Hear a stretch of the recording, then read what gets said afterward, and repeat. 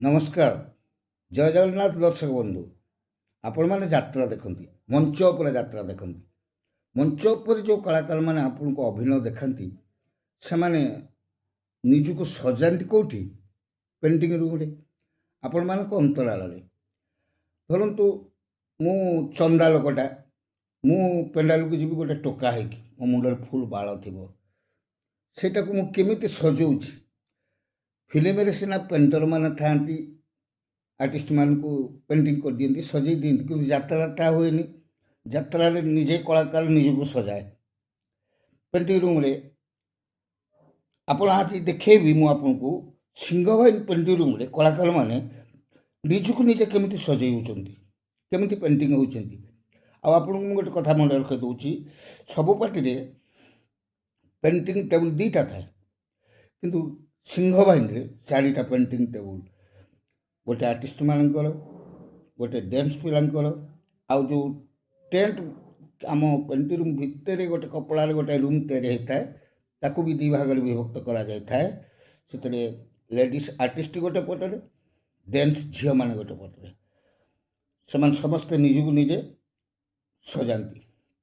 Dresser ଥାଏ, ଯେଉଁଗୁଡ଼ାକ ଆବଶ୍ୟକ ପିଠି ପଟେ ମାରିଦେବା ପାଇଁ, କିଛି ଗୋଟେ ବଟମ୍ ମାରିଦେବ, ବେଲ୍ଟ ଇତ୍ୟାଦି ଡ୍ରେସର୍ ହେଲ୍ପ କରେ ଡ୍ରେସ୍ ପିନ୍ଧେଇ ଦେବାରେ। କିନ୍ତୁ ପେଣ୍ଟିଂଟା ସବୁ କଳାକାର ନିଜେ ନିଜେ ହୁଅନ୍ତି।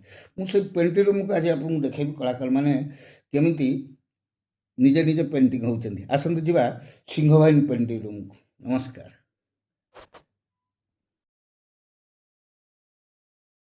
ଯେଉଁ ଦେଖୁଛନ୍ତି ଇଏ ବବଲୁ ହିରୋ।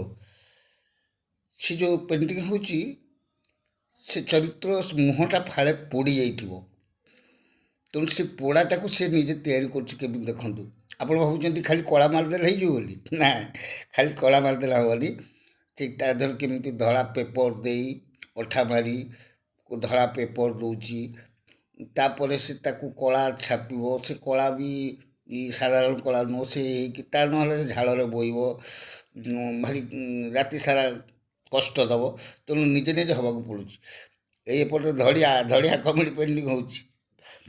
এটা ହେଉଛି ଆମ ମେଲ୍ ପେଣ୍ଟିଂ ରୁମ୍, ଆର୍ଟିଷ୍ଟମାନଙ୍କ ପାଇଁ ଯେଉଁ ପେଣ୍ଟିଂ ଟେବୁଲ୍, ଏଇ ଟେବୁଲ୍ଟା। ଆପଣ ଖାଲି ଦେଖନ୍ତୁ, ମୁଁ ସବୁ ଦେଖାଇ ଦେଇଯାଉଛି କେତେ କଷ୍ଟ, କେତେ ଅଠା ଫେରିବାକୁ ଛଡ଼େଇଲା ବେଳକୁ ସକାଳୁ ଯେତେ କଷ୍ଟ ହେବ ଅଠା ତେଲ ମାରିକି, ଆପଣମାନେ କଳ୍ପନା କରିପାରିବେନି। ବହୁତ କଷ୍ଟ ହେବ ଛଡ଼େଇଲା ବେଳକୁ। ଦେଖନ୍ତୁ, ଇଏ ହେଉଛନ୍ତି ଆମର ପୁରୁଷ। ତାର ସ୍ୱତନ୍ତ୍ର, ଇଏ 4ଟା ଟେବୁଲ୍ରେ ସିଏ ନୁହଁ, ତାର ସ୍ୱତନ୍ତ୍ର ସେ ତା ସିଟ୍ ପାଖରେ ହିଁ ତା ପେଣ୍ଟିଂ ପାଇଁ ବ୍ୟବସ୍ଥା କରାଯାଇଥାଏ। ତା ପାଖରେ ସବୁବେଳେ ଭିଡ଼। ଏ ଦେଖନ୍ତୁ, ଇଏ ବବୁଲ କେମିତି କଳା ମାରିକି ତାକୁ ଆସ୍ତେ ଆସ୍ତେ କଳା କଲାଣି। ସେ କାଗଜ ଗୁଡ଼ାକ ଏମିତି ଦେଖାଯିବ ଯେମିତି ଚମଡ଼ା ସବୁ ଇଏ ହେଇଯାଇଛି, କୋଚା ବୋଚା ହେଇଯାଇଛି। ଆଉ ଇଏ ଦେଖନ୍ତୁ କ୍ଷିତୀଶ ଭିଲିଆନ୍। ଇଏ ନାଟକ ହେଉଛି ଆଜ୍ଞା ବଜରଙ୍ଗୀ ନାଟକର ମେନ୍ ଭିଲିଆନ୍ କ୍ଷିତୀଶ। ତାର ତ ଦାଢ଼ି ଅଛି, ଖାଲି ପେଣ୍ଟିଂ ଟିକେ ମାରିବ ଯିବ। ତଥାପି ବାବା ସେ କି ଆକ୍ଟିଂ କରୁଛି ଦେଖନ୍ତୁ। ଆପଣ ଖାଲି ସବୁ ଦେଖନ୍ତୁ। କିନ୍ତୁ ନା, ମୁଁ ଆଉ କିଛି ବର୍ତ୍ତମାନ କହିଲେ ଆପଣ ଦେଖିସାରନ୍ତି। ୟାକୁ ଚିହ୍ନି ପାରୁଥିବେ ଆପଣ, ଇଏ କୁନାଲ ନା। ଇଏ ବହିର ରଜା ପାଠ କରିବ, ତା ମୁଣ୍ଡରେ ଗୋଟେ ବାଳ ନାହିଁ। ତେଣୁ ସିଏ ଗୋଟେ କେସି ସେଟ୍ କରିବ। କେସି ସେଟ୍ କଲା ପରେ ପୁରା ଦେଖାଯିବ ଯେମିତି 30-35 ବର୍ଷର ଟୋକା, ରଜା ଟୋକା। ଏଇ ସେ କେସିଟାକୁ ନିଜେ ଆଣିଛି, ତାକୁ ଟିକେ ସେକ ଦେଉଛି, ବଲରେ ସେକ ଦେଉଛି, ମୁଣ୍ଡରେ କେମିତି ଥାପିବ ଆପଣ ଖାଲି। ଏଇ ଦେଖନ୍ତୁ, ଏଇ ମୁଣ୍ଡରେ ଥୋଇଲା, ଥୋଇକି ତାକୁ କେମିତି ଭାବୁଛନ୍ତି ଖାଲି ଥୋଇଦେଲେ ରହିଯିବ? ନା, ତା ଦେହରେ ବି ଅଛି ସେଟ୍ କରିବା ପାଇଁ କ୍ଲିପ୍ ଅଛି, ଆଗରେ ଟିକେ ଅଠା ମିଳିବାକୁ ପଡ଼ିବ, କେତେ କ'ଣ କରିବାକୁ ପଡ଼ିବ ଦେଖନ୍ତୁ। ଖାଲି ଆପଣ ଦେଖୁଥାନ୍ତୁ। ପେଣ୍ଟିଂ ରୁମ୍ ପିଲାମାନେ ଏପଟ ସେପଟ ଯିବା ଆସିବା କରୁଛନ୍ତି।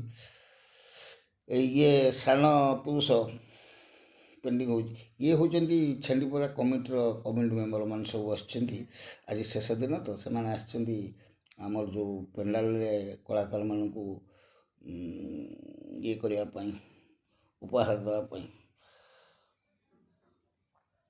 ଇଏ ଦେଖନ୍ତୁ, କୁନା ନା କେମିତି କେସି ସେଟ୍ କରିଦେଇ ସାରିଲାଣି। ଯିବା ହେ ବାବା ବାବା, ସେ ଚନ୍ଦା କୁଆଡ଼େ ଗଲା? ବର୍ତ୍ତମାନ ଦେଖନ୍ତୁ କେମିତି ସେ ହେଇଗଲା। ଏପଟେ ଆମ ସନାତନ ବସିଛନ୍ତି ମ୍ୟାନେଜର, ଇଏ ଚିତ୍ତପାଢ଼ୀ ଦେଖୁଛନ୍ତି, ଚିତ୍ତପାଢ଼ୀ ବସିଛନ୍ତି। ସେପଟେ ଆମ ବବଲୁର ସ୍ତ୍ରୀ ପିଙ୍କି, ମ୍ୟାନେଜରଙ୍କ ସହିତ କ'ଣ କଥା ହେଇକି ଗଲା। ଦେଖନ୍ତୁ ଇଏ ସରପଞ୍ଚ ବସିଛନ୍ତି ଆଉ ତାଙ୍କର ଚେୟାରମ୍ୟାନ୍ ବସିଛନ୍ତି, ମାନେ ଛେଣ୍ଡିପଡ଼ା କମିଟି ଲୋକ ଆମ ସମ୍ବର୍ଦ୍ଧନା କରିବା ପାଇଁ ବସିଛନ୍ତି। ଇଏ ହେଉଛି ଆମ ଡ୍ୟାନ୍ସ ଛୁଆଙ୍କ ଟେବୁଲ୍। ଡ୍ୟାନ୍ସ ପିଲାମାନେ ପେଣ୍ଡି ହେଇ ସାରିଲେଣି। ଏ କୁଣା ମାଷ୍ଟର ଡ୍ୟାନ୍ସ ମାଷ୍ଟର ବସିଛନ୍ତି। ଡ୍ୟାନ୍ସ ପିଲାମାନେ ଡ୍ରେସ୍ ପିନ୍ଧୁଛନ୍ତି, ସେଇଟା ହେଉଛି ତାଙ୍କର ଡ୍ରେସ୍ ପେଣ୍ଟି ରୁମ୍ ଅଲଗା, ଆମର ଆର୍ଟିଷ୍ଟଙ୍କ ପେଣ୍ଟି ରୁମ୍ ଅଲଗା। ମାନେ ଯେଉଁ ଡ୍ରେସ୍ ରୁମ୍ଟା ସେଠି ସେମାନେ ଡ୍ରେସ୍ ପିନ୍ଧିବେ, ଏପଟରେ ଆମ ଆର୍ଟିଷ୍ଟମାନେ ପିନ୍ଧିବେ। ଏଇ ଦେଖନ୍ତୁ ଡ୍ୟାନ୍ସ ଛୁଆମାନେ ରେଡ଼ି ହେଇସାରିଲେଣି, ବର୍ତ୍ତମାନ ଡ୍ୟାନ୍ସ ଆରମ୍ଭ ହେବ। ସେସବୁ ଯାଇକି ଠିଆ ହେଇଛନ୍ତି, ଯାହା ଯାହା ଉପକରଣ ଧରିକି ସବୁ ଠିଆ ହେଇଛନ୍ତି ଦେଖୁଛନ୍ତି। ଯେତେବେଳେ ପଡ଼ିବ ସେମାନେ ଯିବେ। ଗରମ ଦିନରେ ଆପଣ ଚିନ୍ତା କରିପାରିବେନି, ଗରମ ଦିନରେ ଅବଶ୍ୟ ଆମର ଏଇ କେଉଁ ପାର୍ଟିରେ କୁଲର୍ ନାହିଁ, ଆମ ପାର୍ଟିରେ ପେଣ୍ଟି ରୁମ୍ରେ 3ଟା କୁଲର୍ ଥୁଆ ହେଇଛି, ଫ୍ୟାନ୍ ଲାଗିଛି ସବୁ। ଆମକୁ ବେଶୀ ଡିଷ୍ଟର୍ବ କରନ୍ତି କିଏ ଜାଣନ୍ତି? ଯେଉଁ ଦର୍ଶକମାନେ ସବୁ ପଶି ଆସନ୍ତି ଫଟୋ ଉଠାଇବା ପାଇଁ। ତେଣୁ ଆମର ଏଠି ଜଣେ ବଡ଼ିଗାର୍ଡ଼ ରହୁଛି, ଆମ ମ୍ୟାନେଜର ସବୁବେଳେ ରାତି ସାରା ବସିକି ରହୁଛନ୍ତି। ଯେଉଁ ଦର୍ଶକମାନେ ଆସନ୍ତି ତାକୁ ଅଟକାନ୍ତି। ଯେତେବେଳେ ପୁରୁଷର ସମୟ ହେବ, ଫାଙ୍କା ହେବ, ସେତିକିବେଳେ ସେ ଫଟୋ ଉଠେଇକି ଯିବେ, ତାଙ୍କୁ ସବୁ ଅଟକାନ୍ତି। ବହୁତ ଗଣ୍ଡଗୋଳ ବି ହୁଏ, ଜଣେ ଜଣେ ମଦ ଖାଇକି ଆସନ୍ତି, ମାନନ୍ତିନି, ମୁଁ ଏସବୁ ଉଠେଇବି, ଭାରି ଝାମେଲା ହୁଏ। ତଥାପି ସେମାନେ ବସିକି ତାଙ୍କୁ ବୁଝେଇକି ରଖନ୍ତି, ଅଟକେଇକି ରଖନ୍ତି। ତା ନହେଲେ ପେଣ୍ଡିରୁ ଭିତରେ ଆପଣଙ୍କୁ ଭାରି ଅସ୍ୱସ୍ତିକର ଲାଗିବ। ଦଳ ଦଳ ହେଇକି ପଶି ଆସିବେ ସବୁ ବାହାର ଲୋକ। ଯାତ୍ରା ସେପଟେ ଯାତ୍ରା ନ ଦେଖି ଆସିବେ ଫଟୋ ଉଠାଇବା ପାଇଁ ପୁରୁଷ ସହିତ। ଏ ପିଲାମାନେ କି ଖୁସି ହେଉଛନ୍ତି, ତାଙ୍କର ପଡ଼ିବ ଦେଖିବେ। ଯାହା ହଉ, ମୁଁ ଆପଣମାନଙ୍କୁ ଏଇ ପେଣ୍ଟି ରୁମ୍ର ଆଜି ଏତିକି ଦୃଶ୍ୟ ଦେଖାଉଛି, କିନ୍ତୁ ୟା ପରେ ଗୋଟେ ସିରିୟସ୍ ଜିନିଷ ଦେଖେଇବି ଏଇ ପେଣ୍ଟି ରୁମ୍ ବାବଦରେ। ଯେଉଁଟା ପୁରୁଷକୁ ହାଣି ପକାଇଥିବେ, ବଜରଙ୍ଗୀ ନାଟକ ଯେଉଁ ହଣା ପୋଡ଼ା ତା ହାତ ଗୋଡ଼ ସବୁ ହାଣି ପକାଇଥିବେ, ସେଇଟା ସିଏ କେମିତି ମେକଅପ୍ ହେଉଛି ମୁଁ ଆର ଭିଡ଼ିଓରେ ଆପଣମାନଙ୍କୁ ଦେଖେଇବି। ଆପଣ ଏତିକି ଆଜି ଦେଖିଥାନ୍ତୁ। ଏଇଟା ଥିଲା ଆମର ଅନୁଗୁଳ ଛେଟିପଦା। ଇଏ ହେଉଛନ୍ତି ମାଷ୍ଟ୍ରିଆଣୀ କୁନା ସାର୍ଙ୍କ ସ୍ତ୍ରୀ ଶର୍ମିଷ୍ଠା ଦେବୀ। ହଉ ହେଲା ସମସ୍ତେ ବହୁତ ଖୁସି।